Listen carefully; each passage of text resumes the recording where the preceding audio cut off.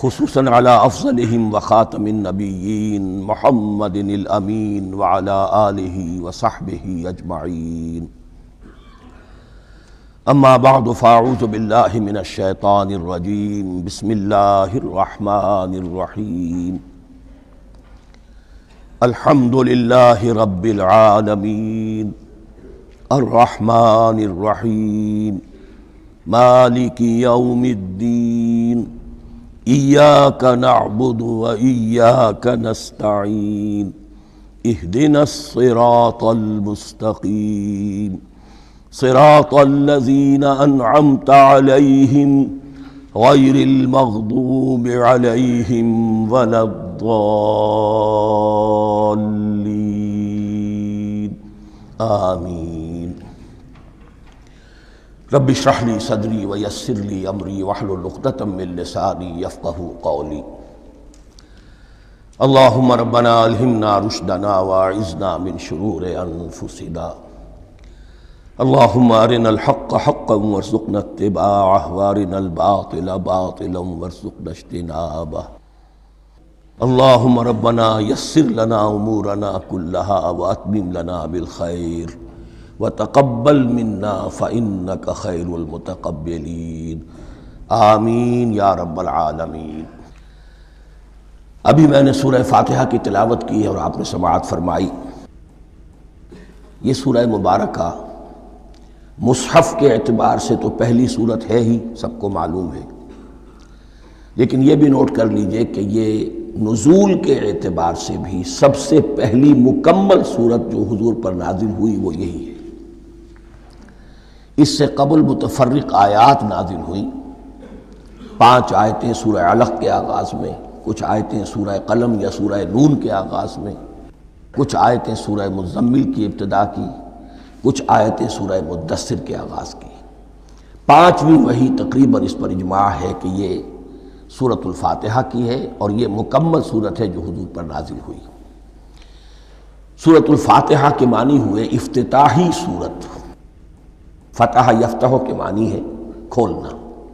مفتاح کنجی کو کہتے ہیں، چابی کو. تو یہ اوپننگ سورہ آف دی قرآن، قرآن حکیم کی افتتاحی صورت.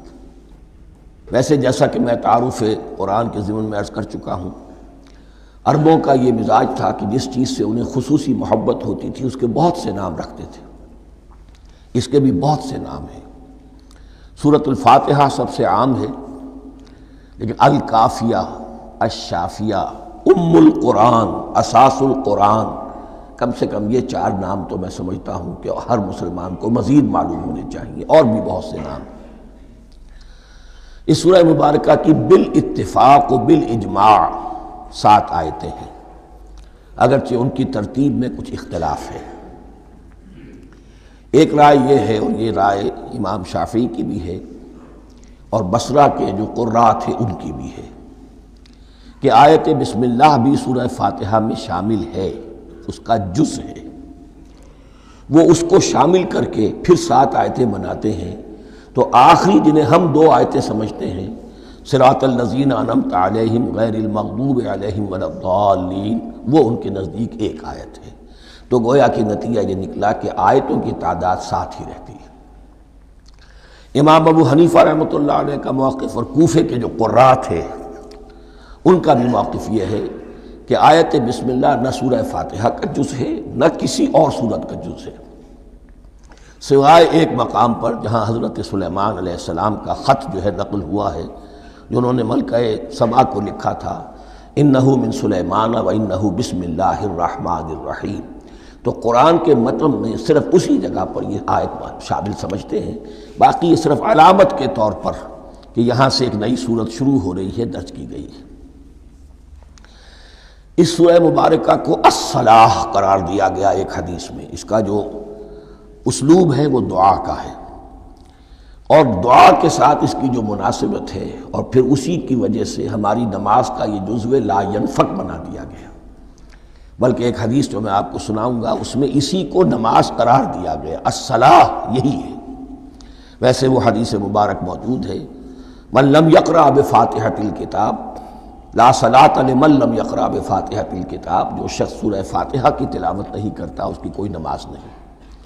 اس کے حوالے سے بھی ہمارے ہاں دو مسلک ہیں، ذکر صرف اس لیے کر رہا ہوں کہ آپ کے علم میں ہو، ان میں کوئی بنیادی فرق نہیں ہے۔ کسی بھی ایک رائے کا انسان قائل اور حامل ہو سکتا ہے بغیر اس کے کہ دوسرے کو بالکل غلط قرار دے، بلکہ یہ کہ اس کے لیے بھی گنجائش اپنے ذہن میں اور اپنے دل میں رکھے۔ اور دوسری آیت یہ ہے کہ اس کا حصہ نہیں ہے۔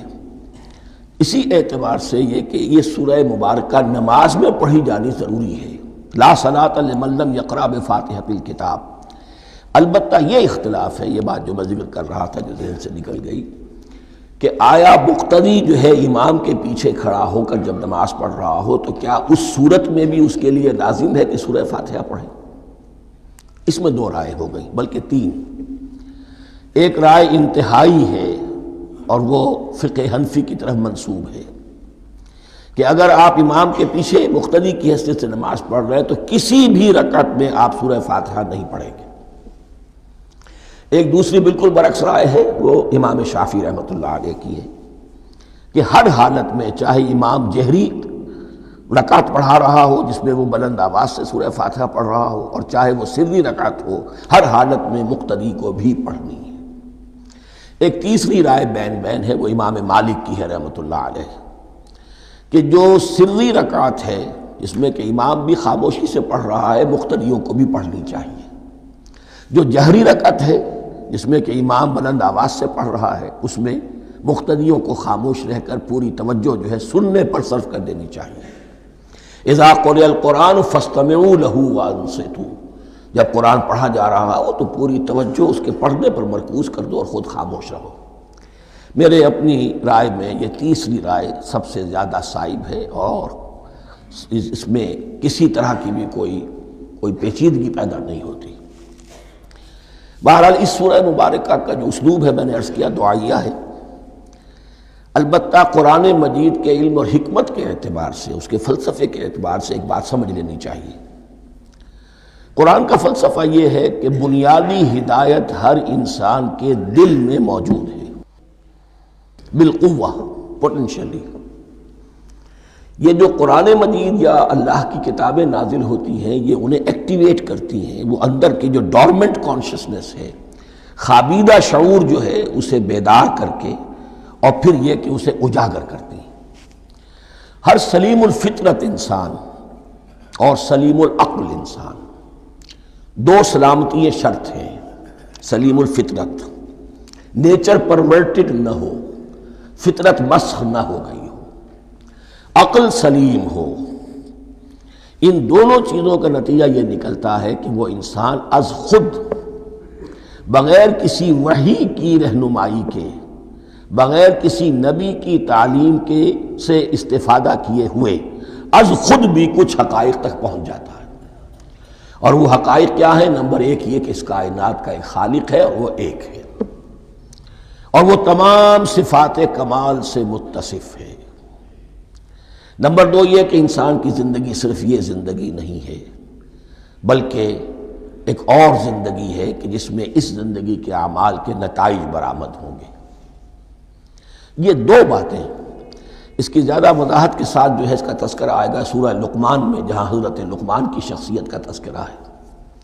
لیکن یہاں صرف یہ بات سمجھ لیجئے کہ قرآن کا فلسفہ یہ ہے کہ ہر انسان میں، ہر فرد نوع بشر میں جو اپنی ولادت کے وقت مسلم ہوتا ہے، حضور کی حدیث ہے کل مولود یولد علی الفطرہ ابواہ یحودانہ او ینصرانہ او یمجسانہ، ہر بچہ نوع انسانی کا فطرت اسلام پر پیدا ہوتا ہے، وہ فطرت کے اندر وہ ہدایت ودیت ہے۔ اب اگر وہ فطرت بس نہیں ہوئی اور عقل جو ہے وہ صحیح رخ پر کام کر رہی ہے تو ان دو حقائق تک وہ انسان خود پہنچ جائے گا۔ لیکن ان دونوں حقائق تک پہنچنے کے بعد اب وہ دست بستہ دعا کرے گا کہ اے رب اب مزید ہدایت تو مجھے عطا فرما۔ ایک تو یہ کہ میں کیا کروں کیا نہ کروں، میری عقل اس میں ٹھوکر کھا سکتی ہے، میں کسی اچھی چیز کو بری سمجھ سکتا ہوں، کسی بری کو اچھی سمجھ سکتا ہوں، تو مجھے صحیح راستہ، صحیح راہ ہدایت پر چلا۔ یہ دعا ہے جو انسان کرتا ہے جبکہ وہ ایمان باللہ اور ایمان بالآخرہ تک خود پہنچ چکا ہوتا ہے، اور یہ سمجھتا ہے کہ صحیح زندگی کا رخ یہی ہے کہ جس رب کو میں نے پہچانا ہے کہ وہ اس کائنات کا خالق ہے اور مالک ہے اور رب ہے، میں اس کی بندگی کروں، اس کی اطاعت کروں، اس کا حکم مانوں، اس کے راستے پر چلوں۔ لیکن وہ راستہ کون سا ہے؟ اس کے لیے پھر دست بدعا ہوتا ہے کہ پروردگار تو میری رہنمائی فرما۔ یہ مقام ہے کہ جہاں آپ سمجھ لیجئے اپنے آپ کو بھی آج اس جگہ پر تصور کرتے ہوئے پھر اس سورہ مبارکہ کو پڑھیے کہ آپ اس مقام پر اللہ کے فضل و کرم سے پہنچ چکے ہیں کہ اللہ کو آپ نے پہچان لیا اور اس کی توحید کو جان لیا، اس کی جملہ صفات کمال سے آپ واقف ہو گئے۔ آپ یہ بھی وہ جان گئے کہ بڑھ کر اس کے حضور میں حاضر ہونا ہے اور وہ حساب کتاب لے گا۔ پھر آپ نے یہ عہد بھی کر لیا کہ اب زندگی گزارنی ہے اس رب کی بندگی میں، اسی کی فرما برداری میں۔ اب یہاں کھڑے ہو کر آپ پوچھتے ہیں کہ اللہ مجھے وہ تفصیلی ہدایت عطا فرما، ایسا نہ ہو کہ کبھی میں کسی راستے پر چلتا ہوا کسی پگڈنڈی پر مڑ جاؤں اور وہ تھوڑی سی جو ڈیوییشن ہو میرے راستے کی وہ میری عاقبت کو برباد کر دے۔ یک لحظہ غافل گشتم و صد سال راہم دور شد، اس لیے کہ ہوتا یہی ہے سیدھے راستے سے ذرا سی کوئی پگڈنڈی جو ہے تھوڑے سے رخ تھوڑے سے اینگل پر نکلی ہے، لیکن جب چلتے جائیں گے آپ تو جتنے آگے بڑھیں گے اس پر اس راہ صراط مستقیم سے آپ اتنے ہی زیادہ دور ہوتے چلے جائیں گے۔ یہ ہے قرآن مجید کی حکمت اور فلسفے کے اعتبار سے اس سورہ مبارکہ کا مقام۔ اب آئیے ہم بسم اللہ کرتے ہیں۔ بسم اللہ الرحمن الرحیم، شروع کرتا ہوں میں اللہ کے نام سے جو رحمان اور رحیم ہے۔ اس پر کچھ گفتگو ہو چکی ہے تعارف قرآن کے ضمن میں کہ رحمان اور رحیم دو نام ہیں کہ جو رحمت کے مادے سے نکلتے ہیں۔ رحمان میں اللہ تعالیٰ کی رحمت کا جوش ہے، جانی کیفیت، طوفانی کیفیت، اور رحیم میں اللہ تعالیٰ کی رحمت کا دوام اور تسلسل۔ یہ دونوں کیفیات اللہ کی رحمت میں بیک وقت موجود ہیں، جس کا ہم تصور نہیں کر سکتے۔ ہم سمندر کو دیکھتے ہیں، متلاطم سمندر ہے، اس میں ہیجان ہے، طوفان ہے۔ دریا کو دیکھتے ہیں کہ وہ سکون کے ساتھ چل رہا ہے، خاموشی سے چل رہا ہے، بہہ رہا ہے، بس تسلسل کے ساتھ بہہ رہا ہے۔ ہم ان دونوں کیفیات کو علیحدہ علیحدہ دیکھتے ہیں تو ہمارا ذہن ان دونوں کو بیک وقت اس کا تصور نہیں کر سکتا، تخیل ممکن نہیں۔ لیکن اللہ کی رحمت کی یہ دونوں شانیں مستقلاً ہر وقت موجود ہیں بیک وقت، اسی لیے ان دونوں کے درمیان کہیں حرف عطف نہیں آئے گا۔ بسم اللہ الرحمن الرحیم، الحمدللہ رب العالمین۔ کل حمد، اور حمد کو ذہن میں رکھ لیجئے، حمد مساوی ہے تعریف جمع شکر۔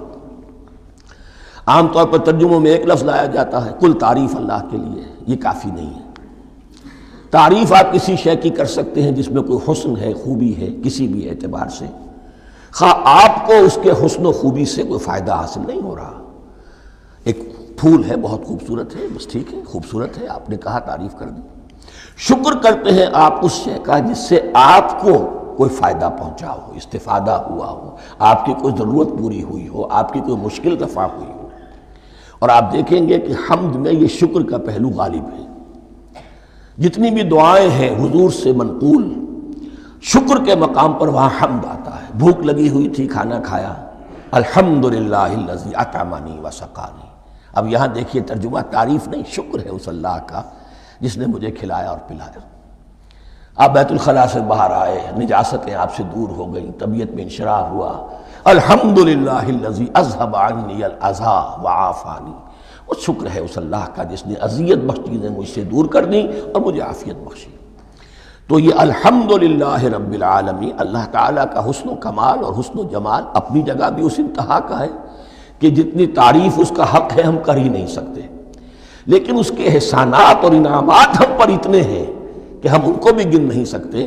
لہٰذا ایک ہی احصاء ہم نے کر دیا الف لام کے ساتھ، الحمدللہ رب العالمین۔ تمام تعریفیں اور کل شکر اللہ کے لیے ہیں کہ جو تمام جہانوں کا پروردگار ہے، رب ہے، مالک ہے۔ رب میں ایک مفہوم ہوتا ہے ربوبیت کا، اور اس میں مفہوم شامل ہوتا ہے تربیت کا، ربیانی صغیرہ۔ تو مالک ہونا اور تربیت دینا. آپ جس شے کے مالک ہوں گے آپ چاہیں گے اس میں بڑھوتری ہو، اس میں اضافہ ہو، وہ نشو و نما پائے. تو یہ دونوں چیزیں آپس میں ایک دوسرے کا جڑی ہوئی ہیں، پروردگار بھی اور مالک بھی. عام طور پر عربی میں رب کا لفظ مالک کے لیے آتا ہے، رب البیت، رب الدار، رب المال. تو مالک وہاں پر ظاہر بات ہے کہ اس سے مراد کیا ہے؟ مال والا، گھر والا، گھر کا مالک. تو کل شکر اور کل تعریف اس اللہ کے لیے ہے جو تمام جہانوں کا مالک بھی ہے اور پروردگار بھی ہے. الرحمن الرحیم، رحمان ہے اور رحیم ہے. اب دوبارہ اس کی میں وضاحت نہیں کروں گا. مالک یوم الدین، یوم دین کا مختار مطلق ہے. دین عربی زبان میں کہتے ہیں بدلے کو. دناہم کما دانو، کما تدینو تو دانو، یہ کہاوت ہے. جیسے اردو میں ہم کہتے ہیں جیسا کرو گے ویسا بھرو گے. کما تدینو تو دانو، تو یہ ہے بدلہ. اس کا بنیادی مفہوم جو ہے وہ بدلہ ہے.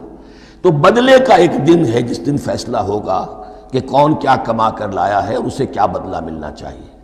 آیا اس کا برائیوں کا پلڑا بھاری ہے کہ اسے سزا ملنی چاہیے، یا اس کی حسنات اور نیکیوں کا پلڑا بھاری ہے کہ اسے جزا ملنی چاہیے، اس کا انعام اور اکرام کے ساتھ معاملہ کیا جانا چاہیے. وہ ایک دن ہے، اسے ہم یوم القیامہ کہتے ہیں. اور لیکن اصل بات جو یہاں کہی گئی، یعنی ایک جملے میں 3 باتوں کا اعتراف ہو رہا ہے. بعث بعد الموت، ایک دن آئے گا کہ ہم مرنے کے بعد تمام انسان اٹھا لیے جائیں گے. پھر حساب و کتاب، پھر اللہ کے ہاں حاضری ہوگی اور حساب کتاب ہوگا. اور تیسرا یہ کہ اس حساب کتاب کے دن کا مختار مطلق اللہ ہے. یعنی کسی اور کو اپنے ذہن میں سہارا بنا کر آپ زندگی گزاریں کہ وہ مجھے چھڑا لے گا، یا وہ ہستی جو ہے اتنی زوردار ہے کہ وہ مجھے بچا لے گی. اس سے اپنے دل کو، اپنے ذہن کو بالکل پاک کر لیجئے. مالک یوم الدین ایک دوسری جگہ پر قرآن میں آیا ہے. اس روز کوئی پکارنے والا پکارے گا لمن الملک اليوم للہ الواحد القہار، آج کے دن کس کا اختیار مطلق ہے؟ اور پھر کہا جائے گا اللہ کے لیے الواحد قہار، جو پوری طرح چھایا ہوا ہے، مستولی ہے. تو مالک یوم الدین جو جزا و سزا کے دن کا مالک ہے. اب یہاں سے کلام ایک رخ بدل رہا ہے. ابھی تک تو یہ غائبانہ انداز میں کلام ہو رہا ہے، اللہ سے خطاب نہیں آیا اس میں ابھی. الحمدللہ رب العالمین الرحمن الرحیم مالک یوم الدین. اب خطاب ہے ایاک نعبد و ایاک نستعین، ہم صرف تیری ہی بندگی کرتے ہیں اور کریں گے، اور ہم صرف تجھ ہی سے مدد مانگتے ہیں اور مانگیں گے. یہ ترجمہ میں کیوں کر رہا ہوں کہ یہ فعل مضارع ہے. عربی زبان میں فعل مضارع حال اور مستقبل دونوں کو کور کرتا ہے. ایاک کا جو ہے مفعول فاعلی جو ہے، مفعول جو ہے اس میں ضمیر مفعولی اسے پہلے لا کر حشر کا مضمون پیدا ہو گیا. ہم تیری بندگی کرتے ہیں نہیں، ہم تیری ہی بندگی کرتے ہیں اور کریں گے. حال میں ترجمہ کیجئے تو یہ اظہار حال ہے، اور مستقبل میں ترجمہ کیجئے تو یہ ایک عہد ہے، قول و قرار ہے، بہت بڑا معاہدہ ہے. وَإِيَّاكَ نَسْتَعِينُ، اور صرف تجھ ہی سے مدد مانگتے ہیں اور مانگیں گے. اس میں بھی حال کا ترجمہ اظہار حال. اللہ کرے کہ واقعی ہمارا حال وہی ہو. جب ہم یہ الفاظ کہتے ہیں تو واقعتاً ہم اس پر پورے اتر رہے ہوں کہ اسی کی بندگی کر رہے ہوں اور اسی سے ساری استعانت اور استمداد کر رہے ہیں. جہاں تک مستقبل کا تعلق ہے وہ پھر ایک عہد ہے. اہدنا الصراط المستقیم، یہ مقام وہ آ گیا کہ یہاں تک تو اے پروردگار ہم پہنچ گئے تیرے فضل سے، تیرے کرم سے. فطرت سلیمہ بھی تیری عطا کردہ تھی، عقل سلیم بھی تیری ودیعت کردہ تھی. ان دونوں کی روشنی سے ہم یہاں تک تو پہنچ گئے. اب ہماری جو ضرورت ہے، احتیاج ہے، وہ کیا ہے؟ اہدنا الصراط المستقیم، ہدایت بخش ہمیں سیدھے راستے کی. یہاں 2 باتیں سمجھ لیجئے. انفرادی سطح پر انسان کے لیے نہ معلوم کتنے مرحلے آتے ہیں ہر روز کہ جس میں وہ ایک چھٹک کر کھڑا ہو جاتا ہے، یہ کروں یا یہ کروں. 2 آلٹرنیٹو سامنے آ رہے ہیں، فیصلہ کرنا مشکل ہو رہا ہے. قدم قدم پر ہدایت کی ضرورت ہے. اور اجتماعی طور پر نوع انسانی 3 بڑے بڑے تمدنی مسائل میں واقعہ یہ ہے کہ تسلیم کر لیا جانا چاہیے کہ عقل انسانی اس کو راستہ نہیں دکھا سکتی. عام معاشرتی سطح پر مرد اور عورت کے درمیان حقوق اور اختیارات کا کیا توازن ہو، ناممکن ہے، انسان طے نہیں کر سکتا۔ انسان یا مرد ہے یا عورت ہے۔ عورت سوچے گی اپنے لحاظ، اپنے جذبات کا، اپنے خیالات کا لحاظ رکھے گی، مرد کے جذبات و احساسات کا اس کا کوئی تصور ہی ممکن نہیں۔ مرد سوچے گا اسے اپنے احساسات معلوم ہے، لیکن یہ کہ عورت کے احساسات سے وہ نابلد ہے، ان کو محسوس کر ہی نہیں سکتا۔ لا محالہ وہ اپنے بارے میں وہ جو بھی نظام بنائے گا اس میں وہ اپنی بالادستی رکھے گا۔ وہ تو ایک ہی ہستی ہو سکتی ہے کہ جو دونوں کی خالق ہے، مرد کی بھی عورت کی بھی، اور اس کو دونوں سے محبت ہے، دونوں کا خیر خواہ ہے، دونوں کا رب ہے، دونوں کو پروان چڑھانا چاہتا ہے۔ اسی طرح فرد اور معاشرہ یا ریاست، حکومت اور ریاست ہمیشہ یہ چاہتی ہے کہ سارے اختیارات ہمارے ہاتھ میں آ جائیں، ٹوٹلیٹیرین سوسائٹی ہو، بس ہم حکم دیں اور لوگ اس پر چلیں۔ افراد یہ چاہتے نہیں، ہمیں آزادی ہونی چاہیے۔ اب آپ دیکھیے کہ دنیا میں کتنے جھگڑے چلتے ہیں اسی پر، فریڈم فریڈم فریڈم۔ وہ فریڈم واقعتاً اپنی جگہ پر ایک شے ہے، افراد کی آزادی ہونی چاہیے، لیکن افراد کی آزادی اتنی نہ ہو جائے کہ وہ مادر پدر آزاد ہو جائے، کوئی قانون، کوئی قاعدہ، کوئی اخلاقی، کوئی حدود اور قیود جو ہے ان کا پابند نہ رہے۔ تو اب کہاں ہے وہ نقطہ اعتدال کہ جس میں انسان کی انفرادی آزادی، انفرادی اختیار اور ادھر اجتماعی مصلحتیں جو ہیں ان کو بیلنس کیا جا سکے؟ انسان طے نہیں کر سکتا، صرف اللہ ہی اس کے لیے نظام دے سکتا ہے۔ تیسرا مسئلہ ہے سرمایہ اور محنت، اس میں کیا توازن ہو؟ سرمایہ اور محنت دونوں مل کر کچھ بنا رہے ہیں، کچھ پروڈیوس کر رہے ہیں۔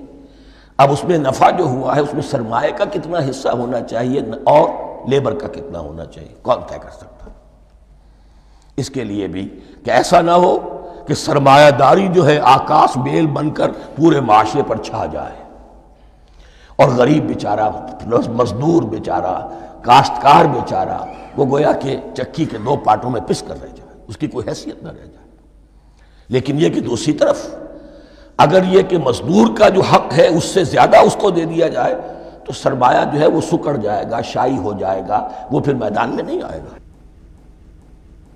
کیا کیا جائے؟ کون سا نقطہ عدل و اعتدال ہے؟ یہ تین مسائل ایسے ہیں، اہدنا الصراط المستقیم۔ تو یوں سمجھیے کہ ایک جو بنیادی ہدایت تھی، ایک اللہ کو پہچان لینا، یہ جان لینا کہ کل حسن و جمال اور تمام انعام و اکرام کا منبع اس کی ذات ہے، وہ رحمان ہے اور رحیم ہے، اور یہ جان لینا کہ مرنے کے بعد جی اٹھنا ہے، حساب کتاب ہے، فیصلہ ہوگا جزا و سزا کا، اور مختار مطلق اس دن کا اللہ ہے۔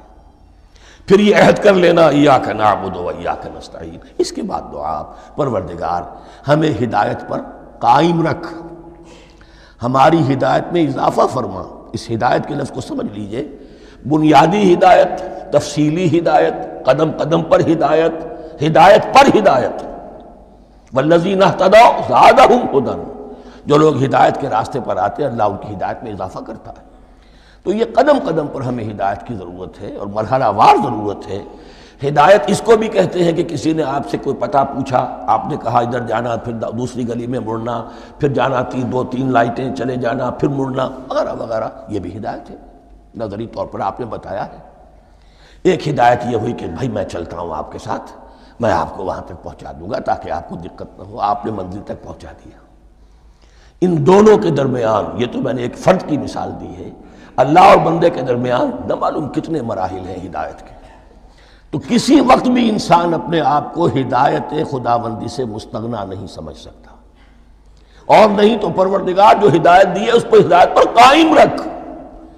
کیا پتہ شیطان کا کوئی حملہ، کیا پتہ ہمارے نفس کی کوئی شرارت کسی ایسے رخ پر ہمیں ڈال دے کہ اب تک کی ساری کمائی بھی ضائع ہو جائے۔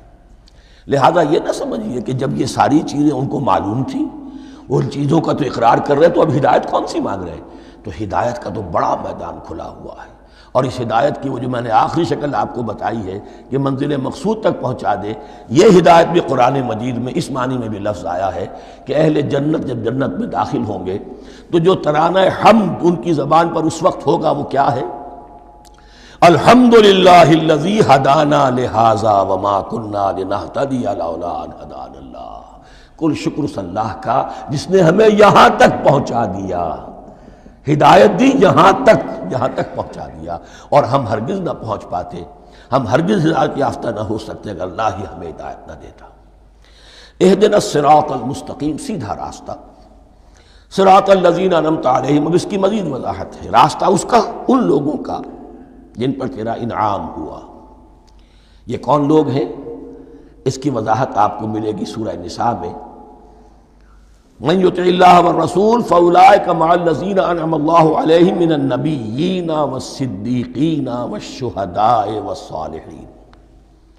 چار طبقات ہیں منعم علیہم جن پر اللہ کا انعام ہوا ہے۔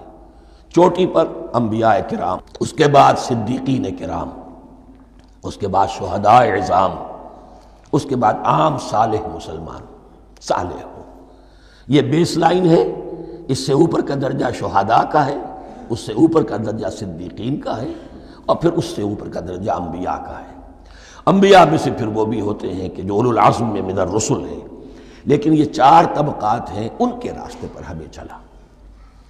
غیر المغضوب علیہم ولا الضالین،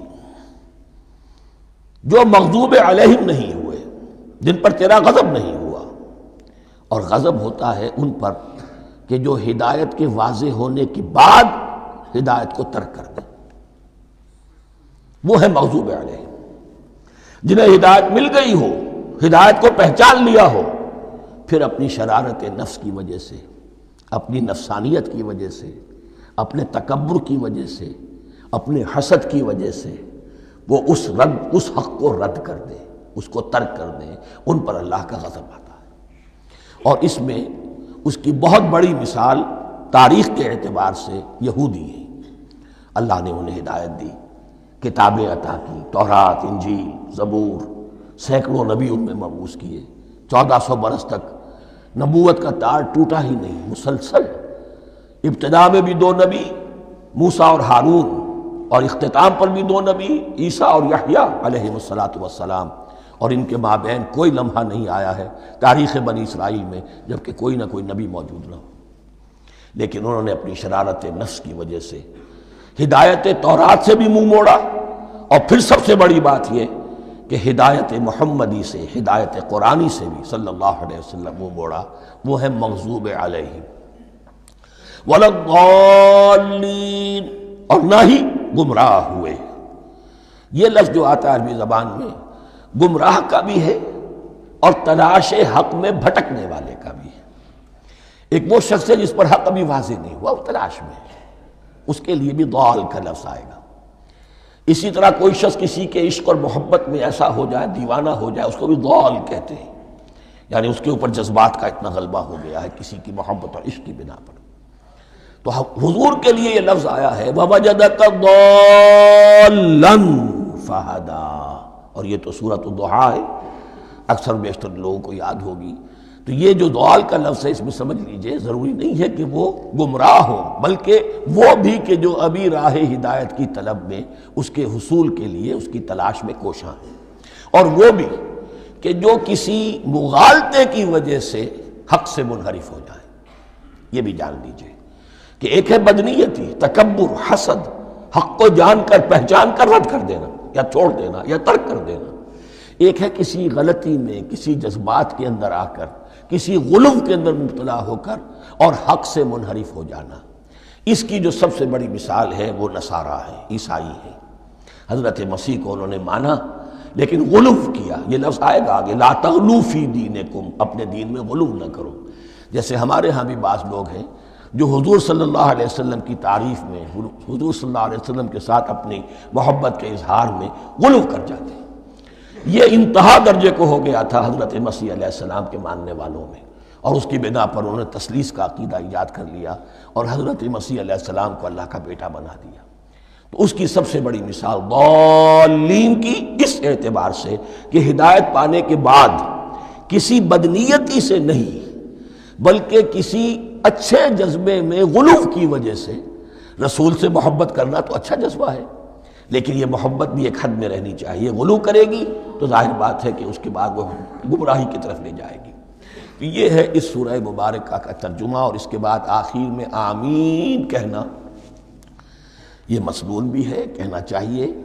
البتہ اختلاف یہاں بھی صرف اتنا ہے کہ نماز میں جب آپ امام کے ساتھ ہیں، وہ اگر جہری قرات کر رہا ہے تو آیا اس کے بعد آپ کو بھی بالجہر کہنا ہے آمین یا نہیں کہنا. یہ اختلاف ہے، ان میں کوئی فرق واقع نہیں ہوتا. یہ چیز متفق علیہ کہ کہنا ہے آمین.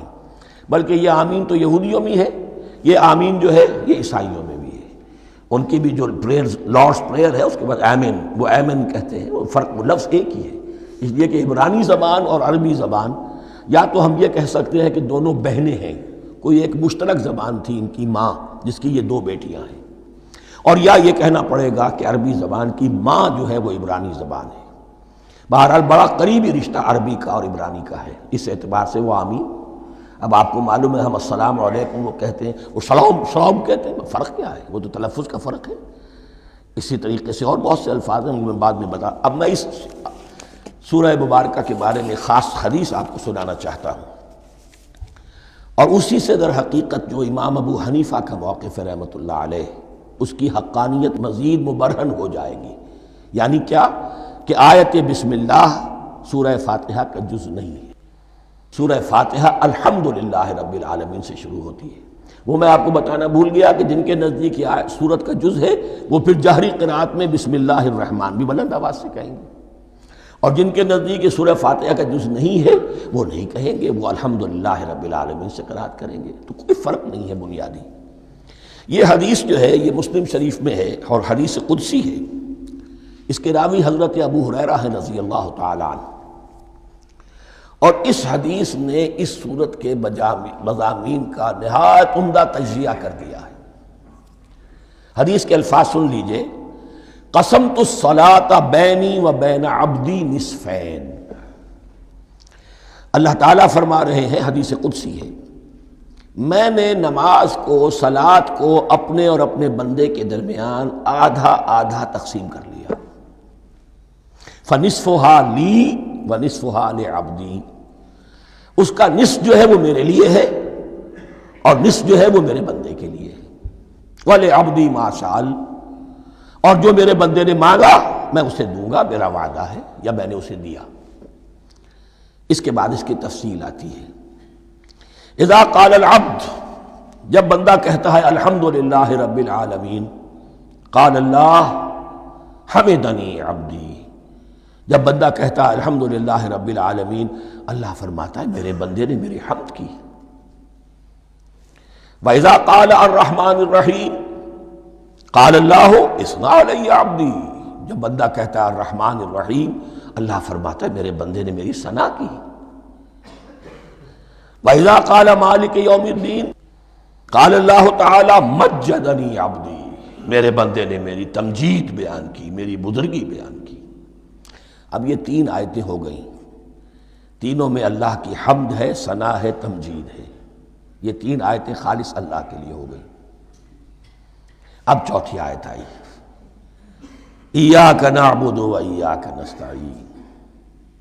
اس کے بارے میں جب بندہ کہتا ہے اذا قال العبد ایاک نعبد و ایاک نستعین، قال اللہ تعالی ھذا ما بینی و بین عبدی ولعبدی ما سأل. یہ میرے اور میرے بندے کے درمیان ہے. یہ تو یوں سمجھیے کہ یہ گرہ لگ گئی ہے میرے اور میرے بندے کے مابین. اس نے مجھ سے قول و قرار کیا ہے، اس نے میری بندگی کا اعتراف کیا ہے، اس نے تسلیم کیا ہے کہ میری ہی بندگی کرتا ہے اور کرے گا، اور مجھ سے مدد چاہیے ہے. ھذا ما بینی و بین عبدی. یہ معاہدہ ہے. معاہدہ دو فریقوں کے مابین ہوتا، یہ میرے اور میرے بندے کے مابین ہے. والے عبدی ما سأل، اور میں نے اپنے بندے کو دیا جو اس نے مانگا. وہ میری مدد چاہتا ہے، میری مدد اس کے شامل حال رہے گی. فَإِذَا قَالَ، اور جب بندہ کہتا ہے اهْدِنَا الصِّرَاطَ الْمُسْتَقِيمَ صِرَاطَ الَّذِينَ أَنْعَمْتَ عَلَيْهِمْ غَيْرِ الْمَغْضُوبِ عَلَيْهِمْ وَلَا الضَّالِّينَ، قَالَ اللَّهُ تَعَالَى هَذَا لِعَبْدِي وَلِعَبْدِي مَا سَأَلَ. یہ تین آیتیں یہ میرے بندے کے لیے. اهْدِنَا الصِّرَاطَ الْمُسْتَقِيمَ، اسی صراط مستقیم کی وضاحت ہے مثبت. صراط الذین انعمت علیہم، اسی صراط المستقیم کی وضاحت ہے منفی انداز میں، غیر المغضوب علیہم ولا الضالین۔ یہ سب میرے بندے کے لیے ہے، اور میں نے اپنے بندے کو دیا جو اس نے مانگا۔ اس کو میں نے ایک مرتبہ یہ ترازو کی شکل میں اس کو لکھوایا تھا۔ دیکھیے یہ ایاک نعبد و ایاک نستعین، یہ ہے وہ ترازی کی وہ ڈنڈی۔ واو جو ہے ایاک نعبد و ایاک نستعین، واو جو ہے گویا کہ وہ مٹھ ہے جس سے کہ ترازو کو پکڑا جاتا ہے۔ ادھر ایک پلڑا ہے جس کی 3 آیتیں ہیں، الحمدللہ رب العالمین الرحمن الرحیم مالک یوم الدین۔ اس کا نتیجہ کیا نکلا؟ ایاک نعبد۔ آپ نے شاید یہ سنا بھی ہو، ایک بہت ہی عمدہ قرات کا جو ریکارڈ ہے قاری عبدالباسط عبدالصمد کا، وہ یہیں سے چل کر سورہ فاتحہ کی قرات کر کے ایاک نعبد پر آ کر رکتا ہے۔ الحمدللہ رب العالمین الرحمن الرحیم مالک یوم الدین ایاک نعبد۔ گویا کہ یہاں یہ صورت بالکل ہاف ہو گئی ہے۔ 3 آیتوں میں اللہ کی حمد ہے، ثنا ہے، تمجید ہے، جس کا نتیجہ ہم تیری ہی بندگی کرتے ہیں، تیری ہی اطاعت کریں گے۔ لیکن اب اس کے بعد سوال ایاک نستعین، اسی کی جو استعانت کیا درکار ہے ہمیں؟ ہدایت۔ ہدایت سب سے بڑی استعانت ہے، ہدایت ہی تو سب سے بڑی مدد ہے۔ اہدنا الصراط المستقیم صراط الذین انعمت علیہم غیر المغضوب علیہم ولا الضالین۔ یہ ایاک نستعین کے حق کے ساتھ یہ 3 آیتیں آ گئیں، اہدنا الصراط المستقیم صراط الذین انعمت علیہم غیر المغضوب علیہم ولا الضالین۔ قسمت الصلاۃ بینی و بین عبدی نصفین فنصفها لی ونصفها لعبدی ولعبدی ما سأل۔ اللہ تعالیٰ اس سورہ فاتحہ کا جو اصل مفہوم ہے وہ بھی ہمارے ذہنوں پر، ہمارے شعور کی سطح پر اسے اجاگر کیے رکھے، ہمیں توفیق دے کہ جب بھی پڑھیں، جب بھی سنیں تو وہ کیفیت اگر ہو جائے۔ اس لیے کہ ایک حدیث ہے کہ الصلاۃ معراج المومنین، نماز تو اہل ایمان کے حق میں معراج کے درجے میں ہے۔ اس حوالے سے ہم یہ سمجھ سکتے ہیں کہ کوئی وقت ایسا آ سکتا ہے کہ انسان کو واقعتاً، روح انسانی واقعتاً اللہ کے یہ جواب سنے۔ انہونی بات نہیں ہے، ہوتا ہے خطاب آخر، اٹھتا ہے حجاب آخر، کرتے ہیں خطاب آخر، یہ تو ہوتا ہے۔ مخاطبہ الہی، یہ تو میں نے عرض کیا کہ ثابت ہے، مخاطبہ، محادث اور تحدیث، اللہ بندوں سے کلام کرتا ہے۔ اب آئیے بسم اللہ الرحمن الرحیم، اب یہ سورہ بقرہ شروع ہو رہی ہے۔ سورۃ البقرہ جو 286 آیات پر مشتمل ہے، تقریباً 2.5 پاروں پر پھیلی ہوئی ہے۔ ہر شخص جانتا ہے کہ یہ قرآن حکیم کی حجم کے اعتبار سے سب سے بڑی سورت ہے، لیکن یہ معاملہ صرف حجم کا نہیں ہے۔ نبی اکرم صلی اللہ علیہ وسلم نے اسے سنام القرآن قرار دیا ہے۔ آپ نے فرمایا لکل شیء سنام، ہر چیز کی ایک چوٹی ہوتی ہے، جیسے اونٹ کا کوہان ہوتا ہے۔ وسنام القرآن البقرہ، سنام القرآن، قرآن کی چوٹی جو ہے وہ سورۃ البقرہ ہے۔ یہ نوٹ کر لیجئے جو میں نے کل آپ کو جو مختلف مکی اور مدنی صورتوں کے گروپوں کے بارے میں بتایا تھا کہ یہاں سے اب پہلی منزل بھی شروع ہو رہی ہے اور پہلا گروپ بھی شروع ہو رہا ہے، اور اس کے ساتھ جو اگلی صورت آئے گی وہ اس کا جوڑا ہے، سورہ آل عمران، جس کی سب سے نمایاں علامت یہ نوٹ کیجئے، یہ بھی الف لام میم سے شروع ہوئی، اگلی بھی الف لام میم سے شروع ہوگی۔ اس کے بعد 2 صورتیں مدنی اور ہیں، لیکن ان دونوں میں نہ حروف مقطعات ہے، نہ کوئی اور تمہیدی کلام ہے، براہ راست خطاب سورہ نساء میں یا ایھا الناس اور سورہ مائدہ میں یا ایھا الذین آمنوا، کوئی تمہیدی بات نہیں، کوئی حروف مقطعات نہیں، براہ راست خطاب۔ وہ ایک جوڑا ہے سورہ نساء اور سورہ مائدہ، اور یہ ایک جوڑا ہے سورہ بقرہ اور سورہ آل عمران۔ سورہ بقرہ اور سورہ آل عمران کو نبی اکرم صلی اللہ علیہ وسلم نے الزہراوین بھی قرار دیا ہے۔ زہرا کہتے ہیں بڑی روشن چیز کو، یہ حضرت فاطمہ رضی اللہ تعالی عنہ کے نام کے ساتھ آتا ہے، فاطمۃ الزہراء، تو زہرا بہت روشن، دمکتی ہوئی شے۔ الزہراوین، یہ دو نہایت دمکتی ہوئی صورتیں ہیں جو قیامت کے دن دو بدلیوں کی شکل میں ظاہر ہوں گی، حضور نے فرمایا، اور جو لوگ ان صورتوں سے محبت کرتے تھے ان پر سایہ کریں گی۔ اللہم ربنا اجعلنا منہم، ہمیں اللہ تعالیٰ ان میں شامل فرما دے۔ اس سورہ مبارکہ کو دو حصوں میں تقسیم سمجھیے۔ ویسے تو یہ کہ رکوع آئیں گے، پارے بھی بدلیں گے اس میں، لیکن حصے دو ہیں۔ پہلے حصے میں اصل روح سخن سابقہ امت مسلمہ سے ہے، یہود سے، بنی اسرائیل سے۔ دوسرے حصے میں اصل خطاب موجودہ امت مسلمہ سے ہے، امت محمد سے صلی اللہ علیہ وسلم۔ پہلے حصے میں 18 رکوع ہیں لیکن آیات 152 ہیں، دوسرے حصے میں 22 رکوع ہیں لیکن آیات 134 ہیں۔ گویا کہ اس سے آپ کو توازن نظر آئے گا کہ اگرچہ ادھر رکوعوں کی تعداد کم ہے 18 لیکن آیات کی تعداد زیادہ ہے 152، دوسرے حصے میں رکوعوں کی تعداد زیادہ ہے 22 لیکن آیات کی تعداد 134۔ اسی لیے اس کا ایک نام میں نے تجویز کیا ہے، وہ اس لیے تاکہ کچھ حقائق آپ کے ذہنوں میں ان ناموں کے حوالے سے بھی انشاءاللہ محفوظ ہو جائیں گے۔ سورۃ الامتین، دو امتوں کی صورت، اس لیے کہ تقریباً نصف اس کی ساری بحث جو ہے، مرکزی بحث، وہ سابقہ امت مسلمہ بنی اسرائیل، اور دوسرا نصف اس میں سارا خطاب وہ ہے موجودہ امت مسلمہ یعنی امت محمد صلی اللہ علیہ وسلم۔ اس کا جو پہلے 18 رکوع ہے یا پہلا حصہ ہے، اس کے اندر ڈویژن فردر ہوگی ورٹیکل، عمودی، پہلے 4 رکوع، پھر 10 رکوع، پھر 4 رکوع۔ لیکن جو 22 رکوع ہیں دوسرے حصے کے، دوسرے نصف کے، اس میں ڈویژن جو ہے جو ہاریزونٹل ہے، وہ افقی تقسیم ہے، عمودی نہیں، افقی۔ وہ میں بعد میں بیان کروں گا جب ہم وہاں پہنچ جائیں گے۔ ان کو پہلے سمجھ لیجئے کہ اس پہلے حصے کی جو تقسیم میں نے کی ہے، پہلے 4 رکوع، پھر 10 رکوع اور پھر 4 رکوع۔ پہلے 4 رکوع یوں سمجھیے کہ پورے قرآن مجید کے لیے اس کی حکمت اور فلسفے کا جو حصہ مکی قرآن میں بیان ہو چکا تھا اس کا خلاصہ ہے۔ جب یہ صورت نازل ہو رہی ہے تو یہ تو مدینہ میں حضور تشریف لا چکے ہیں، 12-13 سال جو ہیں گزر چکے ہیں، اور ان 12-13 سالوں کے دوران 2/3 قرآن نازل ہو چکا ہے۔ اس میں جو بھی حکمت، فلسفہ اور بنیادی دعوت، یہ جو چیزیں مکی قرآن میں بیان ہوئیں، ان کا خلاصہ نچوڑ نکال کر یہاں 4 رکوعوں میں رکھ دیا گیا۔ اگرچہ ان میں بھی جب گہرائی میں آپ دیکھیں گے تو روح سخن جو ہے وہ بنی اسرائیل کی طرف ہے، وہ میں بعد میں عرض کروں گا، لیکن اضافی طور پر یہ سمجھ لیجئے کہ پورے مکی قرآن کے حکمت اور پیغام کا خلاصہ ان 4 رکوعوں میں۔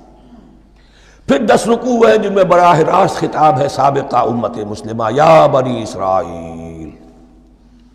اس کے بھی 2 حصے ہیں۔ پہلے ایک رکوع میں دعوت ہے، بڑا انداز اس کا بڑا پیارا ہے، اس میں دعوت ہے، ایمان لاؤ محمد پر صلی اللہ علیہ وسلم۔ اور اس کے بعد 9 رکوع ہیں ملامت کے، ملامت، تنقید، تم نے یہ کیا اور یہ کیا اور یہ کیا، ہم نے یہ احسان کیے، یہ احسان کیے، یہ احسان کیے، تم نے یہ ناشکری کی، یہ ناشکری کی، یہ ناشکری کی۔ اور اس سب کا نتیجہ آخری 4 رکوعوں میں ہے کہ اب تمہیں اس منصب سے معزول کیا جا رہا ہے جس پر تم 2000 برس تک فائز رہے ہو، اور تمہیں ہٹا کر اب ایک نئی امت محمد کی شکل میں جو وجود میں آ چکی ہے صلی اللہ علیہ وسلم، اسے اس پر فائز کیا جا رہا ہے۔ اور اس کی علامت کے طور پر اسے میں کہا کرتا ہوں کورونیشن، تاج پوشی۔ ایک امت معزول، دوسری امت اس کا نصب ہو رہا ہے، اس کی تاج پوشی کے لیے سمبل، علامت کیا ہے؟ قبلہ تحویل۔ وہ قبلہ یروشلم، سابقہ امت کا قبلہ، اب ادھر رخ نہیں ہوگا، اب اہل توحید کا قبلہ یہ مکے کی طرف ہوگا، بیت اللہ کی طرف ہوگا۔ تو تحویل قبلہ کا مضمون ہے جو ان 4 رکوعوں میں آتا ہے۔ تو یہ میں نے تھوڑی سی تمہید جو ہے آپ کے سامنے رکھ دی ہے. اب بسم اللہ کیجئے. بسم اللہ الرحمن الرحیم. الف لام میم. الف لام میم یہ حروف مقطعات ہیں، یہ علیحدہ علیحدہ پڑھے جاتے ہیں، علم نہیں پڑھ سکتے اس کو. الف لام میم، ہا میم ہے، ہا علیحدہ میم علیحدہ، اگرچہ لکھے ہوئے ہوتے ہیں جڑے ہوئے. کاف ہا یا عین صاد لکھے ہوئے جڑے ہوئے، پڑھے جائیں گے علیحدہ علیحدہ. قطع علیحدہ کرنا. تو حروف مقطعات ان کے بارے میں ایک بات تو جو ہے اجماعی ہے، سب کے نزدیک مسلم ہے. ان کا کوئی حتمی مفہوم اور ان کے حتمی معنی کسی کو معلوم نہیں سوائے اللہ اور اس کے رسول کے. اس معنی میں یوں بھی کہا گیا یہ کوڈ ورڈز ہیں، جیسے کہ کوئی میسیجز جو ہیں ادھر ادھر بھیجے جاتے ہیں، سیکرٹ میسیجز، تو کچھ کوڈ ورڈز ہوتے ہیں جس سے سمجھ میں آتا ہے کہ یہ بات واقعتاً صحیح سورس سے آ رہی ہے، واللہ عالم. لیکن اس کا کوئی مفہوم اور اس کے معنی جو ہیں وہ اتفاق اس پر ہے، اگرچہ بعض حضرات نے کچھ اپنی سی کوشش کی ہے، کچھ مفہوم جو ہے بنانے کی، وہ اپنی جگہ پر ہے. لیکن یہ کہ کسی حضرت عبداللہ ابن عباس رضی اللہ تعالی عنہما نے بعض ایسی کوششیں کی ہیں، لیکن ان کی رائے کو بھی ان کی ذاتی رائے سمجھا گیا ہے، امت نے اسے قبول نہیں کیا. اجماع اور کنسنسس اسی پر ہے کہ اس کے معنی اور مفہوم کسی کو معلوم نہیں سوائے اللہ اور اس کے رسول کے. البتہ بعض چیزیں ایسی ہیں کہ وہ اگر نوٹ کر لی جائیں تو شاید آئندہ اس میں کچھ راز کھلنے کے امکانات پیدا ہو جائیں. دیکھیے عربی زبان کے جو الفابیٹس ہیں ان کی تعداد 29 ہے یا 28 ہے.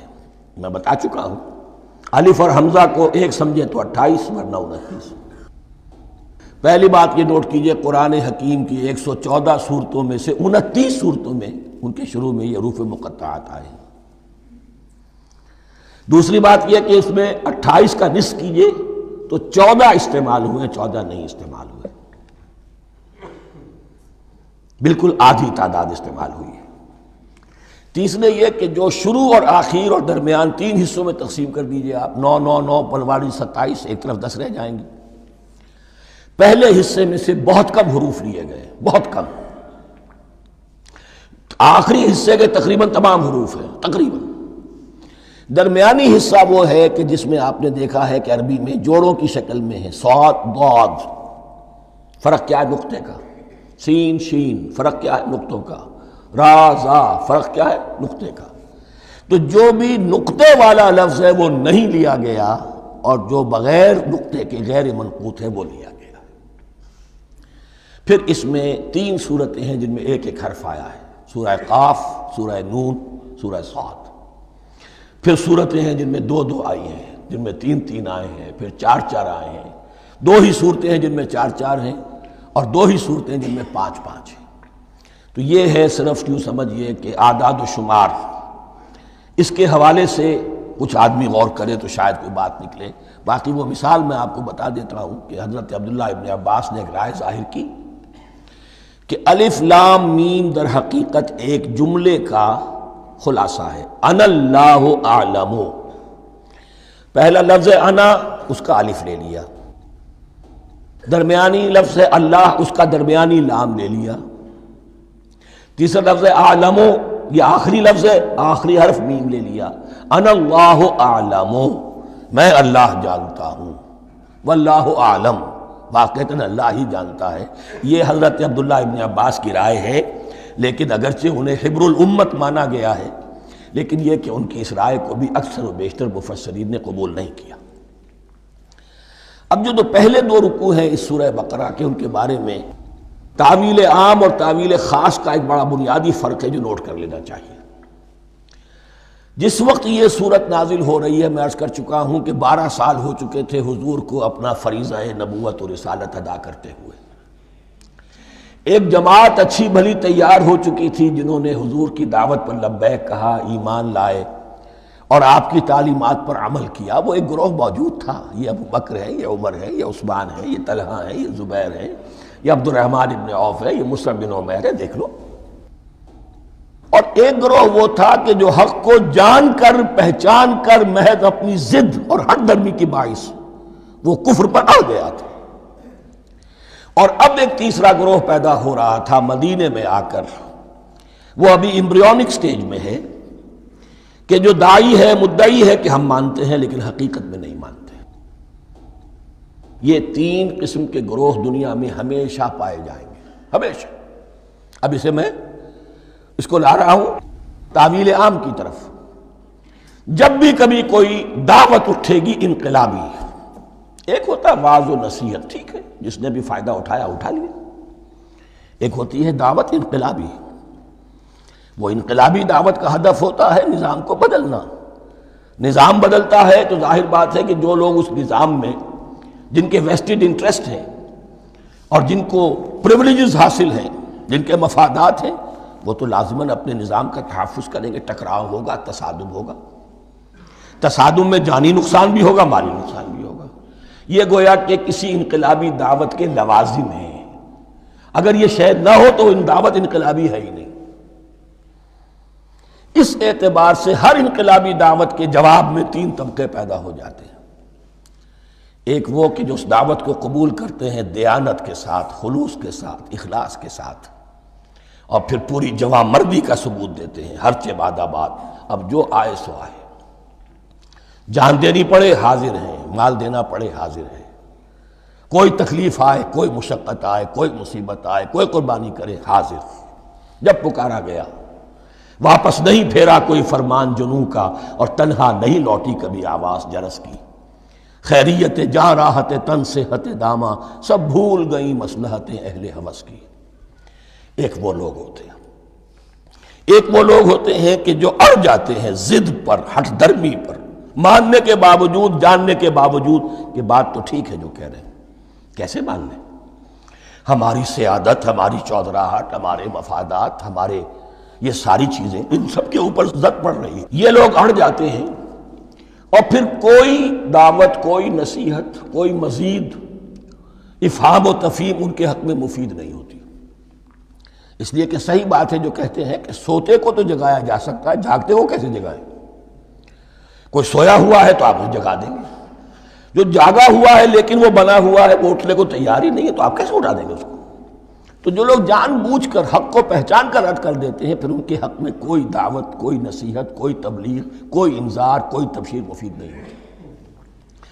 تیسرا درجہ ایسے لوگوں کا ہوتا ہے جو یا تو شروع میں آتے ہی شرارت کے ارادے سے ہیں، کوئی مصلحت ہے جس کی وجہ سے اس دعوت کو قبول کر لیا، کوئی ذاتی منفعت ہے جس کے لیے قبول کر لیا، یا یہ کہ شروع میں تو اخلاص کے ساتھ آتے ہیں لیکن جب قربانی دینے کا وقت آتا ہے تو ان کے اندر سیرت و کردار کی وہ مضبوطی نہیں ہوتی کہ ہر بعد آباد، یہ نہیں ہوتی۔